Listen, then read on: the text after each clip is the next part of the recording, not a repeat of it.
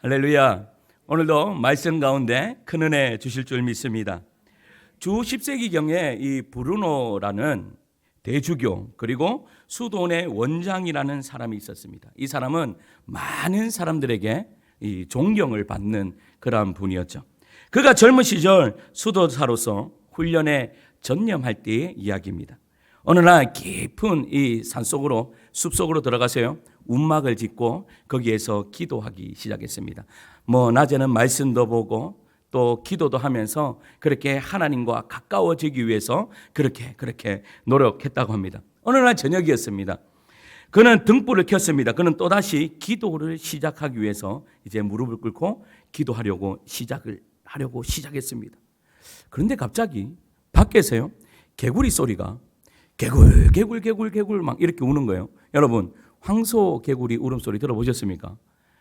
황소개구리 만약에 옆에 있다면 어떨까요? 기도가 될까요? 안 될까요?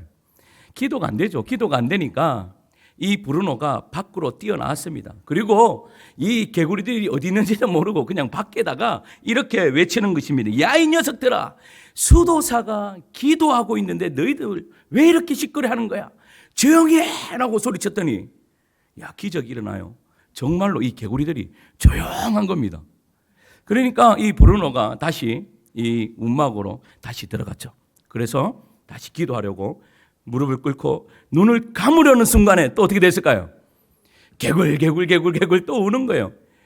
그러니까 또 화가 나서 밖으로 나왔습니다. 이 개구리들아, 내가 기도하는데 이놈의 자식들 하면서 막 이렇게 소리를 질렀어요. 그러니까 또 조용한 거예요. 다시 들어갔습니다. 다시 또 어떻게 할까요?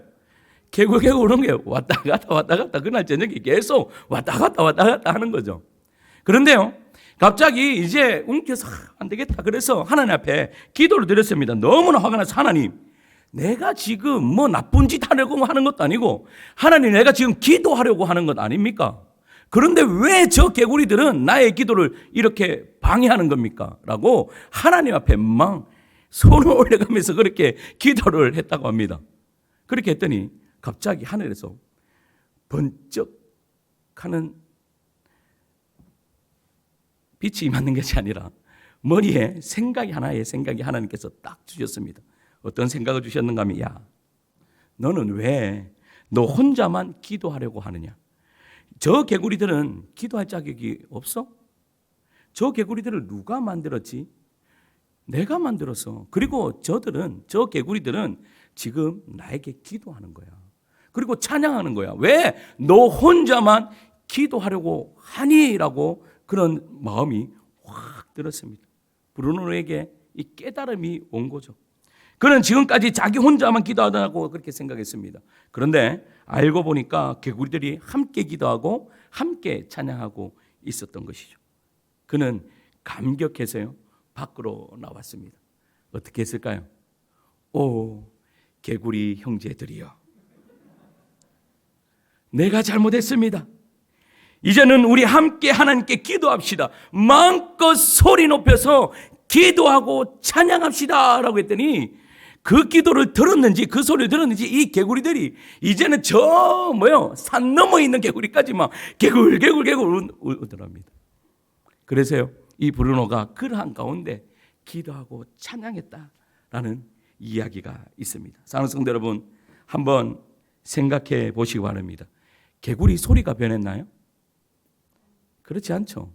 지금 브루노의 마음과 시각이 바뀌어진 것입니다. 개구리들은 울음소리를 받아들이는 수도사의 마음가짐이 달라진 것이죠. 오늘 우리에게 있어서 하나의 고질적인 문제가 있다면 무엇이겠습니까? 무슨 일을 하든지 나 자신의 관점으로만 바라보고 해석하는 데 있습니다. 우리는 하나님이 기뻐하시는 일에 관심을 기울이기보다 내 주장, 내 고집만 내세웁니다. 우리 주장, 우리 고집만을 내세우면서 기필코 나의 생각과 나의 고집을 관찰시키려고 하는 모습이 나의 모습이 아닌지 사랑하는 성도 여러분들 한번 생각해 보시기 바랍니다. 우리의 일을 하면서요 마치 하나님 일을 하는 것처럼 그렇게 착각할 때가 참으로 많습니다. 예수님 당시에요 이 서기관과 바리새인들도 그랬습니다. 그들은 하나님의 의를 세우는 것이 아니고 자기들의 의를 고집했죠. 그들은 하나님의 나라를 세우는 것이 아니고 하나님의 나라를요 망치고 있습니다. 허물어뜨리고 있었습니다. 그러면서도 그들은 자기들이 의가 온전한 것처럼 주장했습니다. 결국 그들이 어떻게 했습니까? 예수님을 십자가에 못 박히게 했고 죽게 만들었습니다. 그들에게 관심이 무엇이었습니까? 그냥 자기들의 의를 나타내는 것이 자기들의 관심이었습니다. 따라서 오늘 본문의 말씀을 통해서 세상 사람들의 관심과 우리 하나님의 자녀들이 우리의 관심이 무엇이 다른지를 살펴보면서 함께 은혜를 나누고자 합니다. 첫째는요, 우리 세상 사람들의 관심사입니다. 우리 31절과 32절 말씀을 우리 성도님들이 읽어주시겠습니다. 읽습니다. 시작. 그러므로 염려하여 이르기를 무엇을 먹을까 무엇을 마실까 무엇을 입을까 하지 말라. 이는 다 이방인들이 구하는 것이라. 너희 하늘 아버지께서 이 모든 것이 너희에게 있어야 할 줄을 아시느니라. 아멘. 여기서 이방인이란 하나님의 자녀가 아닌 자들, 즉 세상 사람들을 가리키는 말입니다. 그들은 하나님을 믿지 않기 때문에 하나님의 자녀가 될 수 없는 거죠. 따라서 그들에게 있는 관심은 온통 무엇을 먹고 마시고 입을까입니다. 왜 그렇죠? 이유가 뭐죠? 그 모든 것을 자기들이 해결해야 되기 때문입니다. 자기들이 무엇을 먹을지 입을지 또 할지를 무엇을 할지를 자기들이 어떻게 힘써서 모든 것을 해결해야 되는 것입니다. 그러니까 어때요? 그것에 관심을 둘 수뿐이 없다라는 것이죠. 그러나 여러분, 하나님의 자녀들은 어떻습니까? 달라야 합니다. 무엇이 달라야 합니까? 우리는 하나님의 돌보심을 받는 자들입니다. 우리 아버지는요, 우리 하나님 아버지는 전지전능한 분이십니다. 모든 것을 다 아시고 모든 것을 다 채우시는 분이십니다. 우리의 심지어는 뭐까지 다 하신다고 말합니까? 머리털까지 다 하신다라고 말합니다. 머리털까지 다 하신다는 말이 무슨 말이에요? 나보다 나를 더 잘 아시는 분이 누구시다? 하나님이시다라는 것을 이야기하고 있는 것입니다. 여러분, 우리가요 기도를 합니다. 여러분, 기도하면 기도 응답이 다 됩니까? 다 되죠. 다 됩니다. 그런데 중요한 것은 기도 안 해도 기도 응답되는 것이 있습니까? 없습니까? 예? 없습니까? 있습니다. 내가 기도하지 않아도, 여러분, 원래는 여러분들이 기도하지 않아도 하나님이요 다 채워주십니다. 누구에게요? 하나님의 자녀들에게는 기도하지 않아도 필요를 다 하시고 우리의 머리들까지 다 하신다니까요. 그 하나님께서 우리의 모든 것을 다 하시고 다 채워주십니다. 그런데 왜 우리가 기도합니까? 기도하는 이유가 뭐죠? 왜 기도합니까? 그렇다고 해서 제가 기도하지 말라는 말이 아닙니다. 제가 올 한해 대신망하면서 우리 교구 식구들한테 기도하자라고 계속해서 이야기했는데 오늘은 역설을 이야기하는 것 같습니다. 기도하지 않아도 하나님 다 채우신다 이렇게 이야기하는 것 같은데 그것이 아닙니다. 실제적으로 기도하는 이유는요 다른 것이 아닙니다. 하나님과 나와의 뭡니까? 관계입니다. 하나님과 나와의 관계만 좋아져 있으면 하나님은요 내 필요로 하시고 나의 모든 것을 다 채우십니다. 할렐루야. 그러나 열심히 기도하시는 2022년 되시기를 소망합니다. 왜냐하면 하나님과의 관계를 맺기 위해서입니다. 그러나 세상 사람들은요 왜 기도하죠? 자, 예수님은요 이미 이 사실을요 마태복음 6장 7절에서 8절까지 밝히 말씀하고 있는데 우리 앞에 자막을 보시면서 함께 읽겠습니다. 읽습니다. 시작. 또 기도할 때에 이방인과 같이 중언부언하지 말라. 그들은 말을 많이 하여야 들으실 줄 생각하느니라. 그러므로 그들을 본받지 말라. 구하기 전에 너희에게 있어야 할 것을 하나님 너희 아버지께서 아시느니라. 할렐루야. 아멘. 보세요. 구하기 전에 너희에게 있어야 할 것을 하나님이 아십니까? 모르십니까? 아십니다. 그래서 우리를 다 채워주시는 거예요. 이방인들은요 자기 신들에게 기도할 때 중언부언합니다. 그러면 이 중언부언한다는 말이 무슨 말이에요? 무엇을 먹을까, 무엇을 마실까, 무엇을 입을까의 문제만 놓고 계속해서 기도한다라는 것이죠. 그런데요 그들이 그렇게 기도한다고 해서 얻어지는 것이 있습니까? 헛수고일 뿐입니다. 그들은 책임져야 되는 것은 자기 자신들이에요. 그러나 우리는 어떻습니까? 우리의 모든 삶을 책임져 주시는 분이 전지전능하신 하나님일 줄 믿습니다. 옛날 어느 마을에요 홀로 사시는 할아버지 한 분이 계셨습니다. 하루는 그 할아버지가 그 놀이터의 의자에 앉아 계시는데 이 아이들이 막 달려오더니 할아버지 옛날 이야기 해주세요라고 그렇게 이야기하는 거예요. 그러니까 이 할아버지가 곰곰이 생각했습니다. 무엇을 이야기해 주지? 그러다가 번쩍 생각이 떠올란 이야기를 해 주었습니다. 옛날 어느 마을에 한 청년이 살았어. 이 청년은 건넌 마을에 사는 한 여자를 정말로 매우 사랑했지. 하루는 그가 용기를 내어서 그 여자를 찾아가서 그리고 이렇게 요청했어. 나와 결혼해 주십시오. 내가 어떻게 하면 당신과 결혼할 수 있습니까? 그것을 좀 가르쳐 주십시오라고 그렇게 이야기를 했습니다. 그러자 이 여자의 얼굴이 빨개지면서 이렇게 이야기하는 거예요. 제게는 아무것도 필요 없습니다.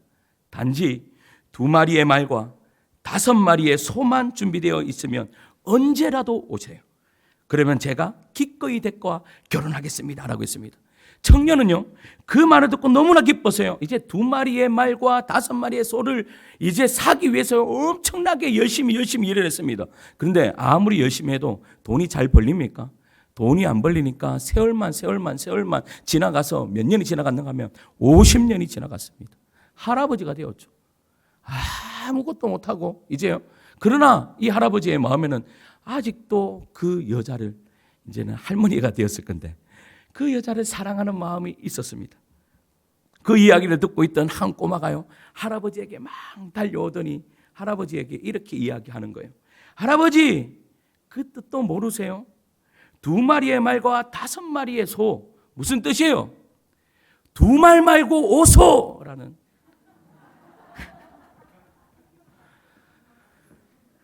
2말 말고 오소라는 말이잖아요 라고 하는 거예요. 그러니까 이 할아버지가 땅을 치면서 그거 바로 그러한 뜻이었구나. 내가 거기서 진작 알았다면 내가 한번 결혼해서 행복하게 살 건데 하면서 땅을 쳤다라는 이야기가 있습니다. 사랑하는 성도 여러분, 물론 우스갯소리입니다. 그런데 세상 사람들은요 2마리의 소와 2마리의 말과 5마리의 소를 스스로 마련하기 위해서 동분서주합니다. 따지고 보면 괜히 고생만 하고 헛수고를 하는 셈이죠. 여러분, 문제는 쉽게 풀릴 수 있습니다. 우리는 어떻게 그 문제를 푸셨습니까? 예수님 앞에 나와서 그 모든 문제가 해결되었지 않습니까? 마찬가지입니다. 예수를 알지 못하는 사람들이 문제를 해결할 수 있는 방법은 다른 것 아닙니다. 2말 말고 오소 어디로요? 아버지 앞으로, 교회로, 우리 예수님 앞으로 나오라라고 말씀하고 있는 것입니다. 믿음으로 예수 그리스도에게 나오기만 하면 하나님의 자녀가 되는 특권을 누릴 수 있습니다. 그러면 전지전능하신 하나님께서 그의 자녀에게 그의 자녀들을 모든 것을 책임져 주실 것입니다. 그런데 세상 사람들은 이 단순한 진리를 깨닫지 못하고 어리석게도 무엇을 먹을까, 무엇을 마실까, 무엇을 입을까 하면서 그들은 평생 구하며 고생하고 있습니다. 그렇다면 하나님의 자녀들의 관심은 어때야 합니까? 우리 33절 말씀을 함께 읽겠습니다. 시작. 언즉 너희는 먼저 그의 나라와 그의 의를 구하라. 그리하면 이 모든 것을 너희에게 더하시리라. 예수님은요 하나님의 자녀인 우리의 관심사가 그의 나라, 그의 의, 하나님의 나라와 하나님의 의에 있어야 함을 말씀해 주고 계십니다. 먼저 하나님의 나라에 대해서 생각해 볼 필요가 있는데요, 우리가 사도 바울의 삶을 예로 들어보면 쉽게 이해가 갈 것입니다. 고린도후서 12장에 보면 바울은요 셋째 하늘 곧 낙원에 이끌려 갔던 사람입니다. 그는 그곳에서 말로 다 형용할 수 없는 찬란한 하나님의 나라의 영광을 자기의 두 눈으로 바라봤습니다. 그때부터 그는 오직 하나님 나라의 복음을 위해서 자기의 모든 것을 다 바쳤습니다. 그가 3차 선교여행을 마치고 나서 예루살렘으로 갈 때였습니다. 사도행전 21장에 보면요, 바울이 두로에 가서 1회를 머물 때에 제자들이 바울을 찾아와서 이렇게 이야기합니다. 사도행전 21장 4절 말씀인데요, 함께 읽을까요? 시작. 제자들을 찾아 거기서 1일을 머물더니 그 제자들이 성령의 감동으로 바울더러 예루살렘에 들어가지 말라 하더라. 뭐라고 말하고 있는 겁니까? 바울에게요 제자들이 예루살렘으로 가지 말라라고 이야기합니다. 왜냐하면 바울이요 예루살렘에 가면 죽을 것 같으니까요. 그리고 가이사랴에서 아가보라는 선지자가 바울의 띠를 가져다가 자기 수족을 잡으면서 이렇게 이야기합니다. 함께 읽을까요? 시작. 예루살렘에서 유대인들이 이같이 이 띠 임자를 결박하여 이방인의 손에 넘겨주리라. 지금 뭐라고 이야기합니까? 바울을요, 이방인에게 넘겨주겠다. 어떻게 해요? 죽을 분이 없다라는 것을요, 지금 예언하고 있는 것입니다.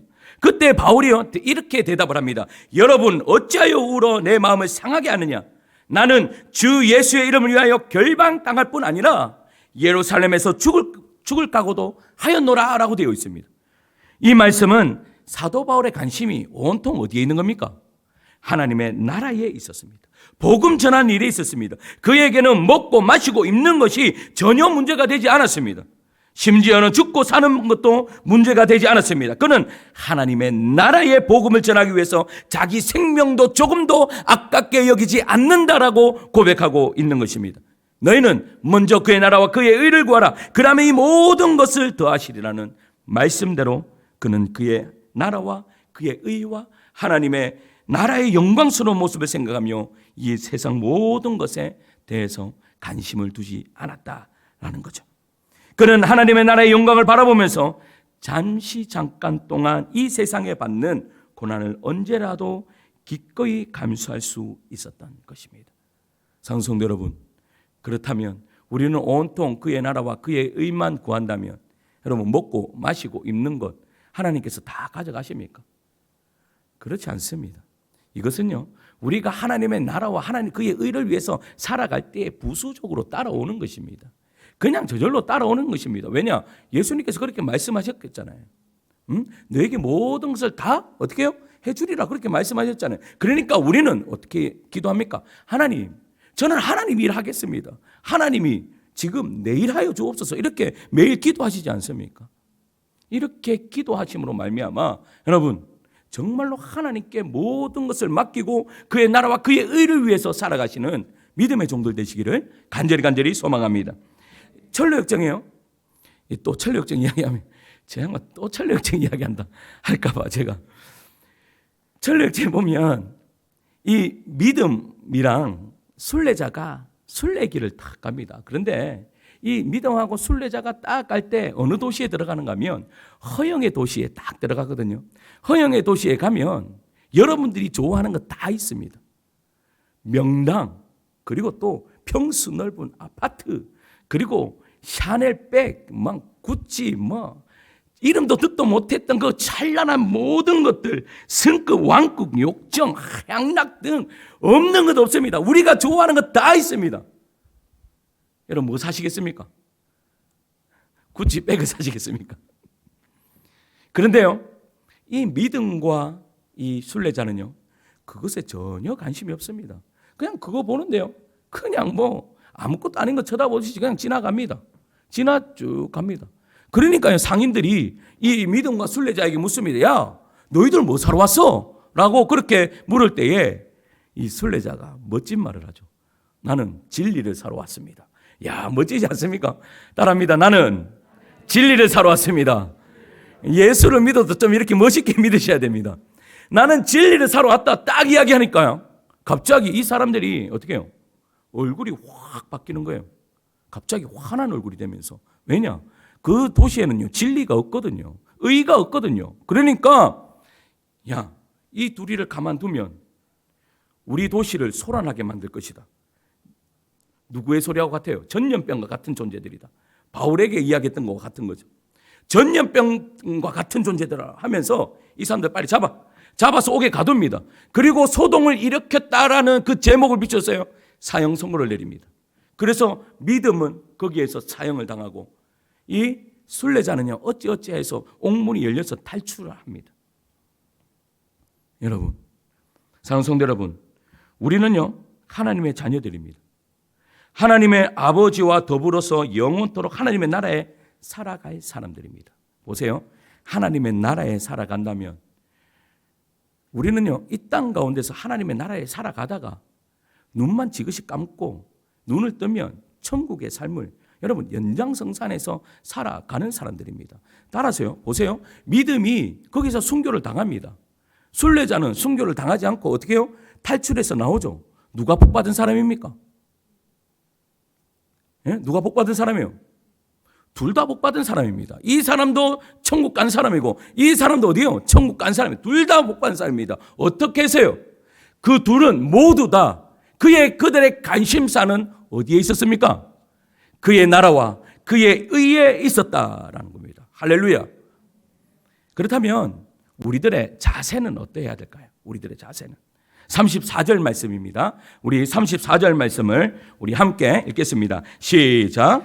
그러므로 내일 일을 위하여 염려하지 말라. 내일 일은 내일이 염려할 것이요 한날의 괴로움은 그날로 족하니라. 아멘. 이 말씀은요 세 문장으로 되어 있습니다. 첫 번째 문장은 그러므로 내일을 위하여 염려하지 말라입니다.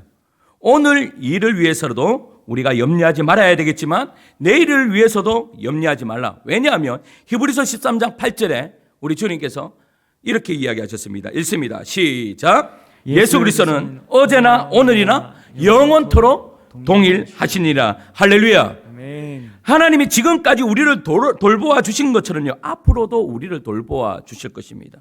사랑하는 성도 여러분, 한번 생각해 보시기 바랍니다. 우리는요 지금까지 여러분 어떻게 사셨습니까? 내가요 지금 현재는 내가 살아가는 것 같습니다. 내가 살아가는 것 같고 내가 지금 교회에 왔는 것 같고 내가 무엇인가 하는 것 같습니다. 그러나 지나온 세월을 딱 보면 우리는 뭐라고 고백합니까? 모든 것이 하나님의 은혜였습니다라고 고백하고 있다라는 것입니다. 따라서요 여러분 보세요. 지금까지 지키셨던 그 하나님께서, 지금까지 돌보셨던 그 하나님께서 앞으로도 우리 돌보시겠습니까? 안 돌보시겠습니까? 돌보시죠. 걱정하실 필요 없으십니다.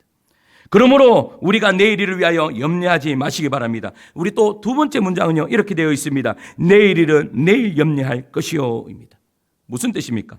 내일 가서 내일 다시 염려해라 이 말입니까? 아닙니다. 내일을 내일이 알아서 스스로 처리한다는 것을 이야기하고 있는 것입니다. 왜 그렇습니까? 우리 하나님은요 여호와 이레의 하나님이시기 때문입니다. 우리의 미래의 모든 것을 다 준비해 놓으신 분이 우리가 믿는 하나님입니다. 보세요. 아브라함을 보시기 바랍니다. 아브라함은요 독자 이삭을 데리고 어떻게 해요? 이삭을 번제로 드리기 위해서 갑니다. 그러나 하나님께서 무엇을 예비해 놓으셨어요?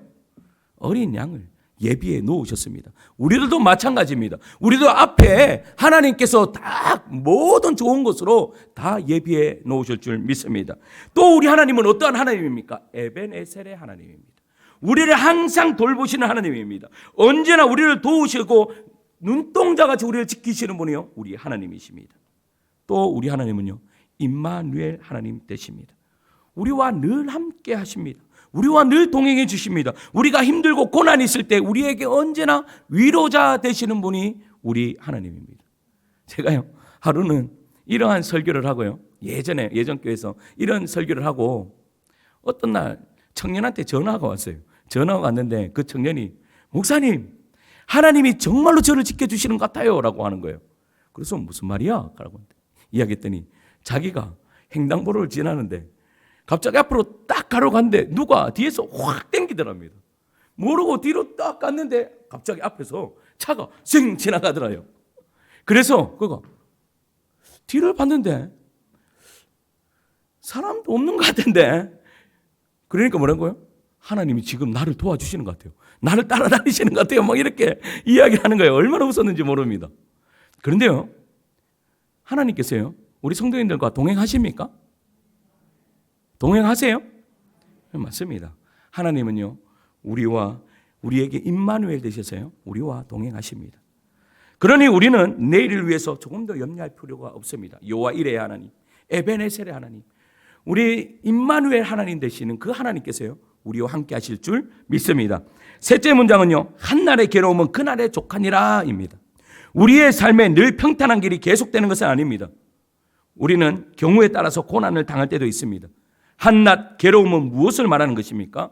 우리가 당하는 고난을 말씀하시는 것입니다. 이 고난이 우리에게 주는 유익이 있기 때문에 하나님은 그 고난을 우리에게 허락하시는 것이죠. 그러면 한날은 무슨 말이에요? 한날은 이 한날은요 다음 날이 있단 말이에요? 아니죠. 한날이죠. 그러나 이것을 의미를 해석하면 무슨 말인가 하면 이 고난 뒤에는 뭐가 있다? 축복이 있다라는 것을 말씀하고 계시는 것입니다. 사랑하는 성도 여러분, 한날 괴로움은 그날의 조카다. 하나님께서요, 너희가 고난을 당하느냐? 괜찮다. 내가 그 고난 뒤에 있는 복으로 내가 너에게 채워주리라 라고 우리 하나님은 말씀하고 계심을 믿으시길 축원합니다. 결론을 맺겠습니다. 얼마나 많은 사람들이 내일 때문에 염려하며 근심에 사로잡혀 있습니까? 우리는 내일은 사망의 음침한 골짜기로 가득 찬 암흑입니까? 아니면 내일은 우리에게 있어서 희망입니까? 우리에게 내일은 어떤 의미가 있습니까? 우리의 관심사가 세상 것, 즉 무엇을 먹을까, 입을까, 마실까를 생각한다면 우리의 염려는 끊어지지 않을 것입니다. 그러나 우리의 모든 삶이 하나님의 나라, 그의 의에 있다면 내일은요, 희망이고 기쁨입니다. 오스왈드 샌더스가요, 이야기해 주었던 한 사례가 있습니다. 1812년 3월 12일 인도의 세단포르에 화재가 발생했습니다. 위대한 선교사의 아버지였던 이 윌리엄 캐리는 당시 그의 동료들과 함께 성경을 현지 언어로 열심히 번역하고 있는데 그 모든 것이 모두 불타버리고 말았습니다. 번역 원고, 사전, 문법책 다 타버렸고 인도 성경, 벵골로 사전, 타자기까지 모두 다 타버렸습니다. 이때 그들은 깊은 절망과 자포자기에 빠질 수밖에 없었죠. 그러나 윌리엄 캐리와 그의 동료들은 믿음의 선포를 합니다. 어떤 선포를 하는가 하면 무엇인지 모르지만 하나님은 이 사건을 통하여서 좋은 것으로 채워주실 줄 믿습니다라고 믿음의 선포를 했다라는 겁니다. 그런데요, 그 후 얼마나 지나지 않으세요? 영국 정부와 이 영국의 모든 교회가요, 이 소식을 듣게 됩니다. 그리고 선교를 반대하고 선교사를 핍박했던 이 영국 교회가요, 이 소식을 듣고 난부터 회개하기 시작합니다. 이 사건을 말미암아 잠자고 있던 영국 교회가 각성이 막 일어납니다. 그리고 선교 대국으로 쓰임 받는 나라가 됩니다. 이 모든 것이 하나님의 뜻이었죠. 그가 평생 고생한 것을요, 하루아침에 한 줌의 죄로 만든 것은요, 저주가 아니었습니다. 그것이 계기가 되어서요, 영국에는 잠자던 선교의 부흥이 불길이 타올랐고, 여러분, 그 후로 다시 많은 성경들이요 번역되고 또 많은 후원으로 통해서 아름다운 열매를 맺혔다라는 것입니다. 여러분, 여러분의 관심사가 어디에 있습니까? 하나님의 나라입니까? 그렇다면 아무것도 염려하지 마시기 바랍니다. 하나님을 향한 우리의 믿음이 내일을 희망으로 변화시켜 놓으실 것입니다. 우리 모든 성도들이 모든 염려를 다 내려놓고 하나님의 나라가 여러분들 삶 가운데 이루어지시기를 간절히 소망합니다. 우리 예수님께서 이렇게 말씀하셨죠. 수고하고 무거운 짐진 자들아 다 내게로 오라. 내가 쉬게 하리라. 우리 좋으신 예수님께서 우리의 모든 염려를 여러분 더 좋은 것으로 변화시켜 또 우리의 삶을 온전히 하나님의 영광 위해서 살아갈 수 있도록 그렇게 만들어 줄 줄 믿습니다.